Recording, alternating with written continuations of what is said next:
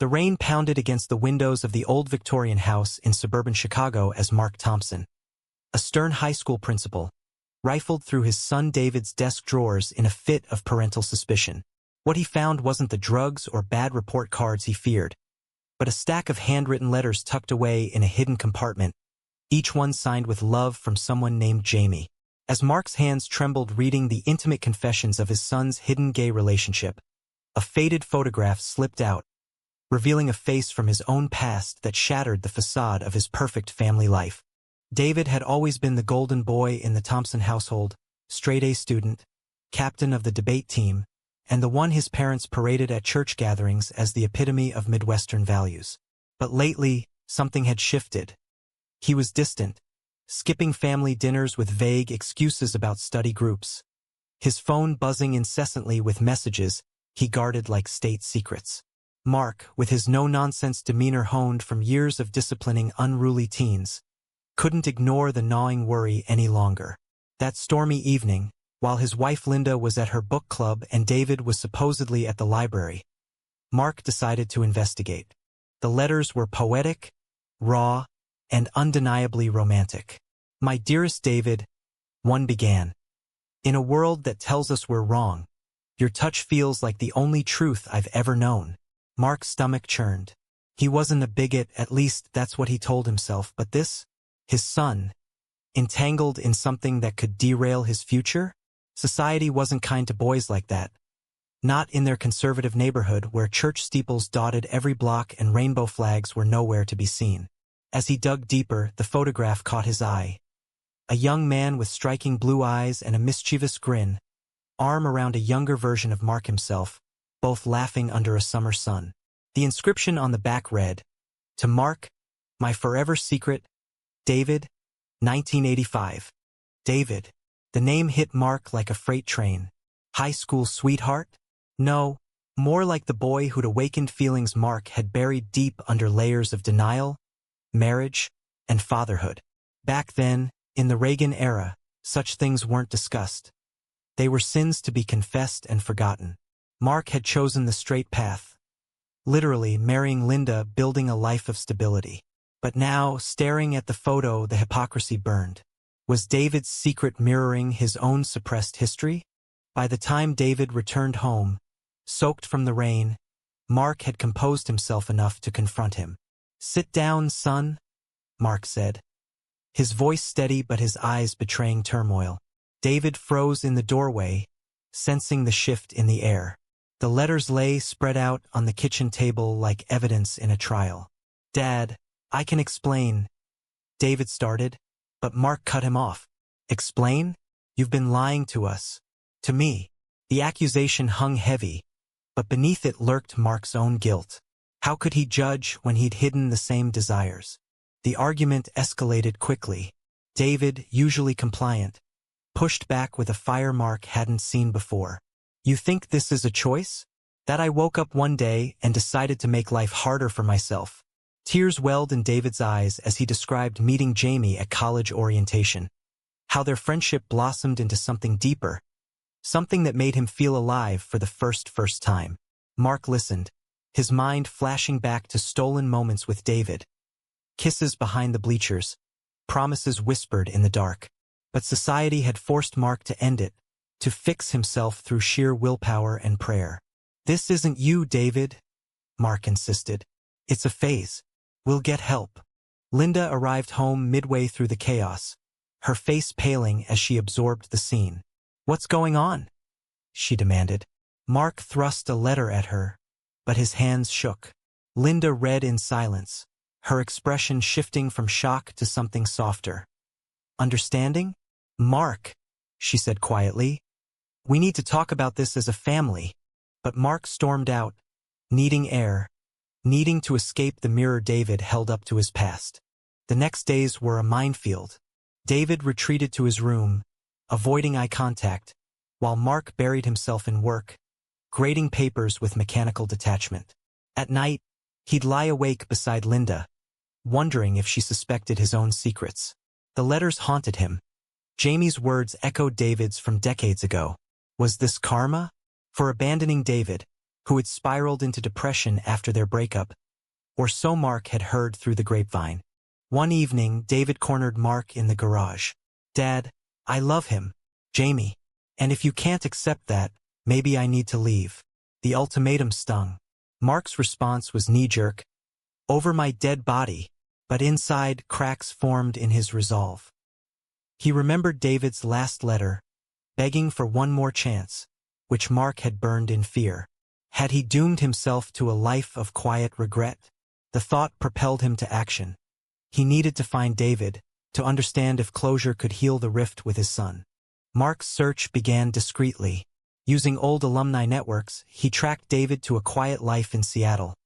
Now a successful architect, openly gay and married. The email Mark sent was tentative. "It's been years. I owe you an apology." David's reply came swiftly, laced with bitterness. "Apology? You left me broken, Mark. What do you want now?" They agreed to a video call, and seeing David's face again unearthed buried emotions. "I have a son," Mark confessed. "He's like us, and I'm terrified for him." David's advice was blunt. "Don't repeat our mistakes. Society's changed, but families like yours haven't. Support him or lose him." The conversation left Mark reeling, questioning every decision he'd made. Back home, he found David packing a bag. "I'm going to Jamie's," David said defiantly. Mark blocked the door. "Wait, let's talk." For the first time, Mark shared fragments of his past. The confusion, the fear, the love he denied. David's eyes widened. "You? But Mom." The revelation hung unfinished as Linda entered. Overhearing, her face crumpled. "I knew," she whispered, "about David. I married you anyway, hoping it was over." The family secret exploded, exposing layers of deception. Mark had chosen safety over authenticity, but at what cost? As tensions peaked, David demanded truth. "Did you ever love Mom? Or was it all a lie?" The night ended in tears and uneasy truces. Mark promised to try understanding, but doubts lingered. Would he truly change, or cling to his facade? David, emboldened, invited Jamie over for dinner, a test of acceptance. As the date approached, Mark grappled with his inner demons, weighing the price of honesty against the comfort of denial. Jamie arrived on a crisp autumn evening, his nervous smile belying the storm brewing inside the Thompson home. He was everything Mark hadn't expected. Polite, articulate, a pre-med student with dreams of pediatric care. Over lasagna that Linda had slaved over to mask the awkwardness, small talk flowed tentatively. "So, Jamie, David says you're from Boston?" Linda asked, her voice overly bright. Jamie nodded, sharing stories of his supportive family, a stark contrast to the Thompsons' stifled dynamics. Mark watched silently, his mind a whirlwind. Jamie's easy laugh reminded him of David, stirring jealousy and regret. When David reached for Jamie's hand under the table, Mark's jaw tightened. "This is hard for me," he admitted finally, breaking the facade. Jamie met his gaze steadily. "I get it, Mr. Thompson, but love isn't something to fear." The words pierced Mark's defenses, echoing David's long-ago pleas. Post-dinner, as the boys retreated upstairs, Mark confronted Linda in the kitchen. "You knew about David and said nothing?" Her eyes flashed. "I loved you enough to ignore it. But now, seeing David happy, maybe I was wrong to let you hide." The argument unearthed old wounds. Linda's suspicions during their courtship, Mark's late nights working, the emotional distance that had grown over years. "I sacrificed my happiness for this family," Mark shot back. "And now David wants to throw his away?" The next morning, word spread through their tight-knit community. A nosy neighbor had spotted Jamie's car overnight, and whispers reached the church group. By afternoon, Pastor Reynolds called Mark. "We've heard rumors about David. We can help with counseling." Mark's refusal was curt, but inside, panic brewed. His position as principal meant scrutiny. One wrong move could cost his job. He imagined headlines: "Principal's son in gay scandal, family in turmoil." David, oblivious at first, faced backlash at school. A teammate from debate sneered, "Heard you're batting for the other team now." The taunt escalated into a shoving match, landing David in Mark's office. "Dad, they're saying things," David choked out. Mark's heart broke seeing his son's pain, mirroring his own youthful torments. "I'll handle it," he promised, suspending the bully despite pushback from influential parents. But the incident ignited Mark's resolve to confront his past fully. He drove to Seattle unannounced, showing up at David's door. David, now with a husband and adopted kids, was wary. "Why now?" Over coffee, Mark poured out the story, David, the letters, the family implosion. David listened, then shared his own journey. Therapy, coming out, building a life without shame. "You chose fear, Mark. Don't force that on your son." The visit was a turning point. On the drive home, Mark called Linda. "I need to tell David everything." But betrayal awaited. Upon returning, he found David gone. A note explaining he'd moved in with Jamie temporarily. "I can't breathe here," it read. Panic set in. Had Mark's hesitation driven his son away? Desperate, Mark tracked them to Jamie's apartment. The confrontation was raw.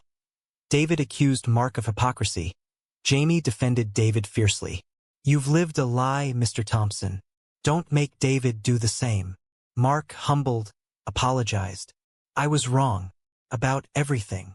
They agreed to family therapy, a step toward healing. Yet society pushed back. At work, a school board member questioned Mark's moral fitness. Linda faced snubs at her job. The family teetered on collapse, each member paying a price. David's lost innocence, Linda's shattered illusions, Mark's exposed regrets. As therapy sessions began, deep-seated resentments surfaced. "You married me knowing you couldn't fully love me," Linda accused Mark. He admitted, "I tried, but I was broken." Through it all, David and Jamie's bond strengthened, a beacon amid chaos. But when Jamie's conservative parents discovered the relationship, they disowned him, forcing Jamie to choose family or love. Jamie chose David, but the loss devastated him. "Is this worth it?" he asked David one night. David's affirmation came with tears. "We'll build our own family." Mark, witnessing this, saw the cycle repeating. He intervened, calling Jamie's parents, sharing his story in hopes of bridging the gap. "Don't lose your son over pride." The call ended in hangs-up, but seeds were planted. As winter approached, the Thompsons navigated uneasy peace. Mark resigned from the church committee, prioritizing family. But whispers persisted, testing their unity. One evening, a brick shattered their window, scrawled with slurs. The hate crime shook them, prompting Mark to speak out at a town hall. "My son is gay, and he's still my son. Judge us if you must, but love wins." The speech divided the community. Some applauded, others boycotted. Mark's job hung by a thread, but for the first time he felt free. David returned home, Jamie in tow, forging tentative bonds. Yet, underlying tensions simmered. Could Mark truly accept himself to accept his son? Spring brought tentative renewal to the Thompson household, but scars ran deep. Therapy sessions peeled back layers, revealing Mark's internalized homophobia stemmed from his father's rigid expectations, a veteran who equated masculinity with stoicism. "I couldn't be weak," Mark confessed to the therapist, Dr. Ellis, a no-nonsense woman with a knack for cutting through defenses. David listened, empathy mixing with anger. "So you projected that onto me?" Linda's sessions uncovered her own complicity. Staying in a loveless marriage for security, ignoring signs for the sake of appearances. "I enabled the lie," she admitted tearfully. Jamie attended occasionally, his presence a reminder of the future David fought for. But Jamie's disownment weighed heavy. He worked extra shifts to afford rent, his dreams deferred. Community backlash intensified. Mark's school faced protests from parents demanding his resignation, citing promotion of alternative lifestyles. A viral social media post twisted his town hall speech, labeling him a hypocrite. Colleagues distanced themselves, leaving Mark isolated. At home, he snapped at trivialities, his stress boiling over. One night, he yelled at David for a messy room, but it was displacement. "I'm losing everything because of this." David's retort was sharp. "Because of me, you mean?" The fight escalated, dredging up Mark's confession about David. "You loved a man once. Why can't you let me?" Mark stormed out, driving aimlessly until he pulled over, sobbing. The weight of decades crashed down. Abandoned love, suppressed identity, now threatening his family. In a moment of clarity, Mark reached out to David again. "Help me fix this." David suggested a support group for parents of LGBTQ kids. Mark attended reluctantly, hearing stories mirroring his. Denial, confrontation, eventual acceptance. One father's tale of losing his son to suicide hit hard. "Don't wait until it's too late," the man warned. Inspired, Mark organized a family retreat, a weekend cabin getaway to rebuild. En route, tensions flared when Linda questioned Mark's lingering feelings for David. "Do you regret us?" Mark's honesty stung. "I regret not being true to myself, but I don't regret you or David." The cabin, nestled in Wisconsin woods, forced proximity. Board games turned into deep talks. Hikes revealed vulnerabilities. David opened up about his fears. Rejection, violence, a future marred by prejudice. Jamie shared his grief over lost family. Mark, for the first time, spoke openly about David, the passion, the heartbreak, the choice that defined him. "I thought I was protecting myself, but I hurt everyone." Linda listened, her resentment softening into compassion. "We can rewrite our story." But betrayal lurked. Unbeknownst to Mark, Linda had contacted David, seeking closure. David's visit to the cabin was unannounced, orchestrated by Linda to force confrontation. Seeing David after years, Mark froze. "What are you doing here?" David explained. "Your wife thought you needed this." The evening devolved into chaos. Accusations flew, old flames flickered. David watched, horrified, as Mark and David argued about the past. "You ghosted me," David yelled. Mark countered. "I had no choice." Linda intervened. "You did, and now you're repeating it with David." The night ended with Mark walking out into the woods, contemplating the mess. Had honesty gone too far? Morning brought apologies. David left with a handshake, advising Mark, "Embrace who you are, even if it's late." The family returned changed, but fractures remained. Back home, Mark faced a school board hearing. Testimonies varied. Supporters praised his courage, detractors decried moral decay. David spoke up. "My dad's not perfect, but he's trying. Isn't that what matters?" The board suspended Mark temporarily, a compromise that felt like defeat. Jobless, he volunteered at an LGBTQ center, finding purpose in helping others. David and Jamie flourished, planning a future together despite obstacles. But when Jamie received a reconciliation letter from his parents, prompted by Mark's earlier call, hope flickered. Mâu thuẫn đạo đức luôn. Mark questioned his marriage. Was staying with Linda fair? She pondered the same. In therapy, they decided on separation, amicable, focused on co-parenting. "We deserve real love," Linda said. Mark agreed, the decision bittersweet. As summer dawned, David graduated high school, Jamie by his side. Mark's pride speech moved the audience, but whispers persisted. The family, redefined, navigated new normals. Mark dated tentatively, exploring his identity. But the price was high. Lost friends, strained finances, emotional exhaustion. One evening, a former colleague offered Mark a job at a progressive school, validating his growth. Yet, doubt nagged. Had the upheaval been worth it? As David prepared for college with Jamie, the answer seemed yes, but at what cost to all involved? College loomed for David and Jamie, a fresh start in liberal Boston, but the transition unearthed new conflicts. Mark, now in a smaller apartment post-separation, helped pack, his interactions with Linda cordial but distant. "Take care of our boy," she told Jamie, a tacit approval. Mark nodded, hiding his envy of their unburdened love. The send-off was emotional. As the car pulled away, Mark felt a void. Therapy continued solo, Dr. Ellis challenging him. "You've come out to your family, but not the world. Why?" Mark admitted fear, professional repercussions, social ostracism. But inspiration struck when he reconnected with old friends, some accepting, others not. The losses hurt, but authenticity beckoned. Meanwhile, David thrived in college, but distance tested his relationship. Jamie, grieving his family rift, grew withdrawn. Arguments arose. "You have support. I have nothing." David's guilt led to overcompensation, straining studies. One night, Jamie suggested a break. "Maybe we're too young for this pressure." Devastated, David called Mark. "Dad, what if I lose him?" Mark's advice drew from experience. "Fight for what matters, but don't force it."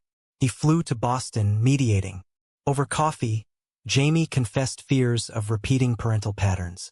Mark shared his story anew. "I lost David because I didn't fight. Don't make my mistake." Reconciled, the boys recommitted, but the scare highlighted fragility. Back home, Mark's new job at the inclusive school energized him. He implemented anti-bullying programs, drawing from personal pain. But controversy followed. A parent complained about promoting homosexuality. The ensuing debate mirrored his past, but Mark stood firm. "Education includes empathy," he argued. Support from colleagues bolstered him. Linda dated too, finding happiness with a kind widower. Their co-parenting evolved into friendship, a model for David. Yet, societal pressures persisted. At a family gathering, relatives shunned Mark upon learning of his separation and orientation. "You've destroyed the family," an aunt spat. Mark's retort, "No, secrets did." A pivotal moment came when David visited Chicago for work. They met as friends, closure finally achieved. "I'm happy for you," David said. Mark replied, "Thanks to you, I'm finding my way." The encounter spurred Mark to come out publicly via a blog post, detailing his journey. Responses flooded. Encouragement from strangers, vitriol from others. His ex-colleagues distanced further, but new allies emerged. David, inspired, joined campus LGBTQ advocacy. But activism brought danger. A protest turned violent. David hospitalized with a concussion. Mark rushed to his side, rage boiling at the attackers. "This is the world you warned me about," David whispered. Mark's vow, "We'll change it." The incident galvanized the family. Linda organized fundraisers for queer rights. Jamie volunteered. Mark testified in court against the assailants, his story amplifying the case. Media coverage brought fame and infamy. Hate mail arrived, but so did support letters. As healing progressed, betrayals resurfaced. Mark discovered Linda had known about his affair with David during college. Not just suspicions, but proof she'd buried. "Why didn't you leave?"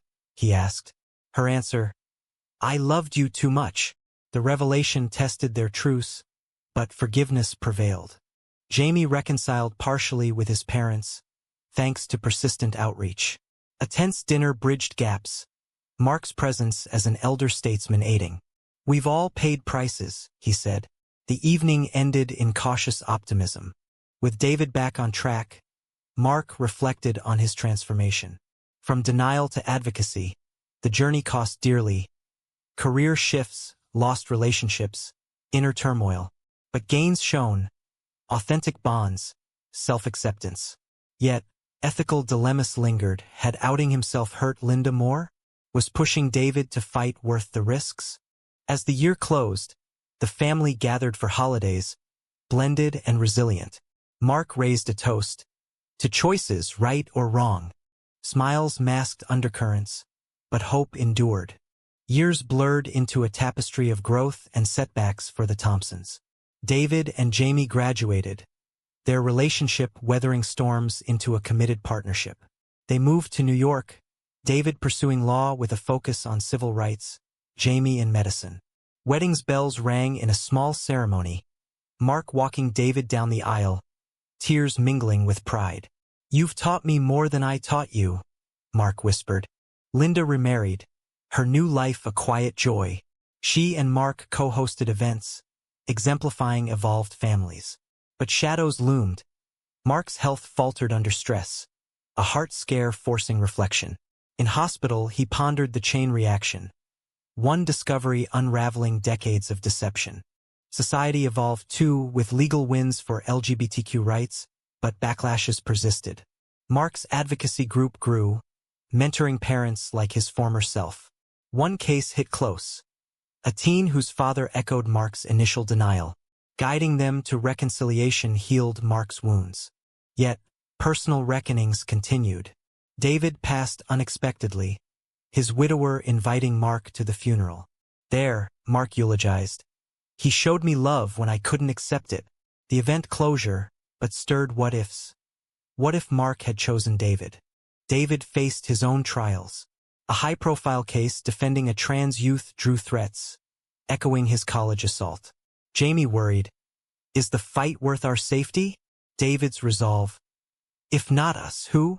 Mark advised balance, drawing from his costly lessons. Family gatherings revealed lingering mouthwash. At one, Linda's husband questioned Mark's influence. You upended everything. Mark conceded. Change demands sacrifice. David defended. Without it, we'd be miserable. As Mark aged, he wrote a memoir, Hidden Letters, A Father's Awakening.